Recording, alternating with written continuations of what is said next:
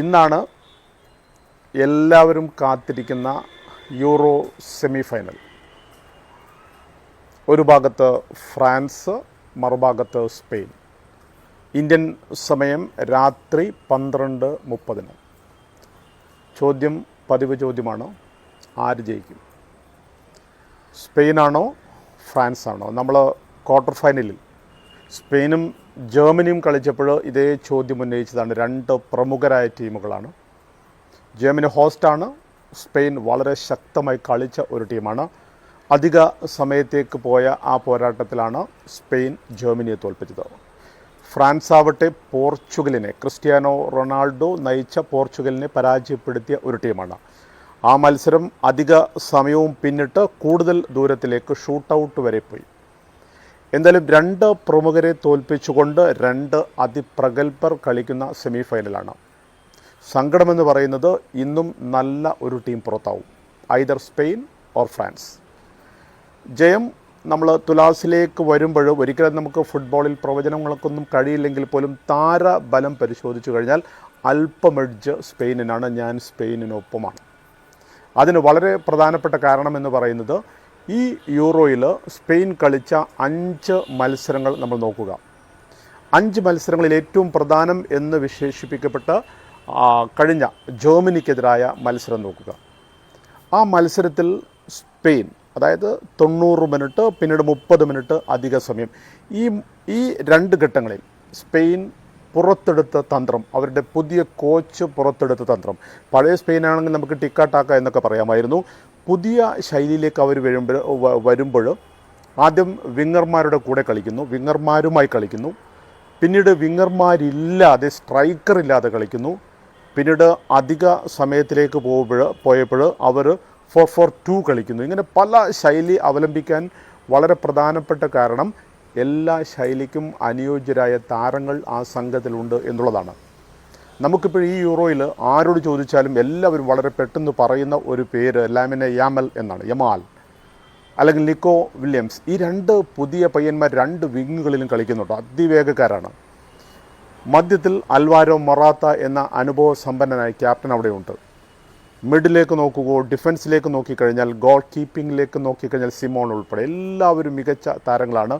അതിൽ പെദ്രി ഇന്നില്ല എന്നുള്ളത് ഒരുപക്ഷെ ക്ഷീണമായേക്കാം, എങ്കിൽ പോലും അത് പ്രശ്നമില്ലാത്ത തരത്തിൽ അവിടെ റോഡ്രിഗോയെ പോലുള്ള താരങ്ങളെല്ലാം കളിക്കുന്നത് കൊണ്ട് പ്രശ്നങ്ങളൊന്നും ഉണ്ടാവില്ല. അതുകൊണ്ട് സ്പെയിൻ എന്ന് പറയുമ്പോൾ ഏത് ശൈലിക്ക് അനുയോജ്യരായിട്ടും വേണമെങ്കിൽ, അതായത് ഒരുപക്ഷെ ഇന്ന് ഫ്രാൻസ് ആദ്യം ഗോളൊക്കെ നേടിയിട്ടുണ്ടെങ്കിൽ ഒന്ന് വലിഞ്ഞു കളിക്കാനും അല്ലെങ്കിൽ തുടക്കം മുതൽ അറ്റാക്ക് ചെയ്ത് കളിക്കാനും ഏത് ശൈലി അവലംബിക്കാനും ഉള്ള ഒരു കരുത്ത് സ്പാനിഷ് ടീമിനുണ്ട്, സ്പാനിഷ് നിരക്കുണ്ട്. അതുകൊണ്ട് തന്നെയാണ് സ്പെയിൻ ഈ 5 കളികളും സുന്ദരമായി ജയിച്ച് ഈ സെമി ഫൈനൽ ഘട്ടത്തിലേക്ക് വന്നിരിക്കുന്നത്. 24 ടീമുകളാണ് യൂറോയിൽ കളിച്ചത്. അതിൽ ബെസ്റ്റ് ആര് എന്ന് ചോദിച്ചാൽ എല്ലാവരും പറയുന്നൊരു പേരാണ് സ്പെയിൻ എന്ന് പറയുന്നത്. അതുകൊണ്ട് സ്പെയിനിന് തന്നെയാണ് മുൻതൂക്കം. ഫ്രാൻസ്, കിലിയൻ എംബാപ്പെ എങ്ങനെയിരിക്കും? ആദ്യ മത്സരത്തിൽ ഓസ്ട്രിയക്കെതിരെ അദ്ദേഹത്തിന് ഇഞ്ചുറി പറ്റുന്നു, തലക്ക് കാര്യമായിട്ട് ഇഞ്ചുറി സംഭവിക്കുന്നുണ്ട്. അടുത്ത മത്സരം അദ്ദേഹം കളിക്കുന്നില്ല. അതിനടുത്ത മത്സരം അദ്ദേഹം മാസ്കുമായിട്ടാണ് കളിച്ചത്. പിന്നെയുള്ള മത്സരങ്ങളൊക്കെ ഈവൻ പോർച്ചുഗലിനെതിരായ ക്വാർട്ടറിൽ പോലും അദ്ദേഹം കളിച്ചു. പക്ഷേ നമ്മൾ പണ്ടെന്ന് പറഞ്ഞാൽ കുറേ ദൂരമൊന്നുമില്ല, ഈ അടുത്ത് വരെ കണ്ട, കഴിഞ്ഞ വേൾഡ് കപ്പ് കണ്ട, അല്ലെങ്കിൽ അതിനു മുമ്പ് വേൾഡ് കപ്പ് കണ്ട, കുറേ കാലം നമ്മൾ കണ്ട ആ കിലിയൻ എംബാപ്പയുടെ ഒരു സ്പാർക്ക് നമുക്ക് കാണാനായിട്ട് കഴിയുന്നില്ല. അദ്ദേഹത്തെ പലപ്പോഴും എതിരാളികൾ വളയുന്നുണ്ട്, അദ്ദേഹത്തിന് സ്വതന്ത്രമായിട്ട് കളിക്കാൻ പറ്റുന്നില്ല, പന്ത് പാസ് ചെയ്യാനൊന്നും അദ്ദേഹം പറ്റുന്നില്ല. പക്ഷേ അദ്ദേഹത്തിന് ആ ഒരു കുതിപ്പുണ്ട്, ഒരു പേസ്, ആ പേസ് നമ്മൾ ഇതുവരെ കണ്ടിട്ടില്ല. അതേപോലെ അവസരവാദിയായ യങ് സ്ട്രൈക്കറാണ് അദ്ദേഹം. ആ അവസരവാദം നമ്മൾ കണ്ടിട്ടില്ല. പല ഷോട്ടുകളും ഗോൾ കീപ്പറിലേക്ക് നേരെ പോകുന്ന കാഴ്ചകളും കാണുന്നുണ്ട്. അത്തരത്തിലേക്ക് നോക്കുമ്പോൾ എംബാപ്പെ പഴയ എംബാപ്പെ അല്ല. അത് പരിക്കും പ്രശ്നങ്ങളും കാരണമാവാം. ഇന്ന് അദ്ദേഹം പഴയ എംബാപ്പെ ആവണം ഫ്രാൻസ് മുന്നോട്ട് വരണമെങ്കിൽ. അതേപോലെ അന്റോണിയോ ഗ്രിസ്മാൻ ഇന്ന് കളിക്കുമോ എന്നുള്ള കാര്യത്തിൽ ആദ്യ 11-ലേക്ക് വരില്ല എന്നൊക്കെയാണ് പറയുന്നത്.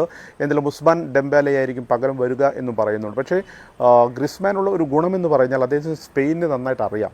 കാരണം അദ്ദേഹം ദീർഘകാലമായിട്ട് ബാഴ്സലോണക്ക് കളിച്ചിട്ടുണ്ട്, അത്ലറ്റിക്കോ മാഡ്രിഡിന് കളിച്ചിട്ടുണ്ട്. സ്പെയിനിലാണ് അദ്ദേഹത്തിൻ്റെ കൂടുതൽ കാലവും അദ്ദേഹം കളിച്ചത്, ക്ലബ് ഫുട്ബോൾ കളിച്ചത്. അതുകൊണ്ട് സ്പാനിഷ് തന്ത്രങ്ങളും താരങ്ങളെയും ഒക്കെ അറിയുന്ന ഒരാളായതുകൊണ്ട് അദ്ദേഹത്തിനും സ്വാധീനം ചെലുത്താൻ കഴിഞ്ഞേക്കാം. പക്ഷേ അദ്ദേഹത്തിന് കഴിഞ്ഞ മത്സരത്തിലും ആ പഴയ റിതത്തിലേക്ക്, നമ്മൾ എംബാപ്പയെക്കുറിച്ച് പറഞ്ഞ പഴയ റിതത്തിലേക്ക് നമ്മൾ അദ്ദേഹത്തെ കണ്ടിട്ടില്ല. അതുകൊണ്ട് ഗ്രിസ്മാന് പകരമായിട്ട് ഡെംബാലെ ആകുമ്പോൾ ഒരു ഭാഗം, ഒരു വിങ് വളരെ പേസി ആയിട്ട് പോകും. കാരണം കഴിഞ്ഞ മത്സരത്തിൽ തന്നെ പോർച്ചുഗലിനെതിരെ മത്സരത്തിൽ ഡെംബാലെ വന്നതിന് ശേഷമാണ് ശരിക്കും ഫ്രാൻസിൻ്റെ മുൻനിര ഒന്ന് ഉണർന്ന് കളിക്കുന്നത് നമ്മൾ കണ്ടത്. അതുകൊണ്ട് ഇന്ന് അദ്ദേഹം ആദ്യ 11-ലേക്ക് വന്നേക്കാം. എന്തായാലും ഡെംബാലെ, കിലിയൻ എംബാപ്പെ ഈ സഖ്യം നല്ല രീതിയിൽ കളിച്ചു കഴിഞ്ഞാൽ അത് സ്പാനിഷ് ഡിഫൻസിനും പ്രശ്നമായിട്ട് മാറിയേക്കാം. പക്ഷേ ഫ്രാൻസിന് മറ്റു ഗുണങ്ങളുള്ളത് അവരുടെ പിൻനിര, അതായത് പരമ്പരാഗതമായിട്ട് ഡിഫൻസീവ് സോക്കർ കളിക്കുന്നവരാണ് ഫ്രാൻസ് എന്ന് പറയുന്നവർ. അപ്പോൾ അവരുടെ പിൻനിരയും അവരുടെ ബിഡും വളരെ ശക്തമാണ്. പെട്ടെന്നൊന്നും കയറി പോകാനായിട്ട് ഇവൻ നമ്മൾ നേരത്തെ പറഞ്ഞ വില്യംസിനാണെങ്കിലോ അല്ലെങ്കിൽ യമാലിനാണെങ്കിലോ കഴിയില്ല. എങ്കിൽ പോലും അവരുടെ നിലവിലുള്ള ഫോം വെച്ച് നോക്കുമ്പോൾ സ്പെയിൻ ആക്രമിക്കുന്നു, ഫ്രാൻസ് ഡിഫൻസിന്. ഇതായിരിക്കും ആദ്യ പകുതിയിലെ ഒരു തന്ത്രം എന്ന് പറയുന്നത്. അതേസമയത്ത് സ്പെയിൻ ഒരു ഗോളൊക്കെ തുടക്കത്തിൽ നേടിയിട്ടുണ്ടെങ്കിൽ ഫ്രാൻസും ആക്രമിച്ചേക്കും. അങ്ങനെ നോക്കുമ്പോൾ നമ്മൾ ഒരുപക്ഷെ ഏറ്റവും നല്ല ഫുട്ബോളൊന്നും കാണാൻ കഴിഞ്ഞില്ലെങ്കിൽ പോലും നമുക്ക് യൂറോപ്പിലെ മികച്ച താരങ്ങളുടെ നല്ല ഗെയിം, നല്ല രണ്ട് ടാക്ടീഷ്യന്മാരാണ് അപ്പുറം ഇപ്പുറം ഉള്ളത്. അതുകൊണ്ട് ഏറ്റവും നല്ല ഒരു ഫുട്ബോളാണ് ഇന്ന് പ്രതീക്ഷിക്കുന്നതെങ്കിലും ആവർത്തിക്കുന്നു, എൻ്റെ സാധ്യത ഒരെഡ്ജ് ഞാൻ കാണുന്നത് യമാലോ വില്യംസോ സ്കോർ ചെയ്യും. ആ സ്കോറിൽ സ്പെയിൻ ഫൈനലിലേക്ക് വരും എന്നുള്ളതാണ്.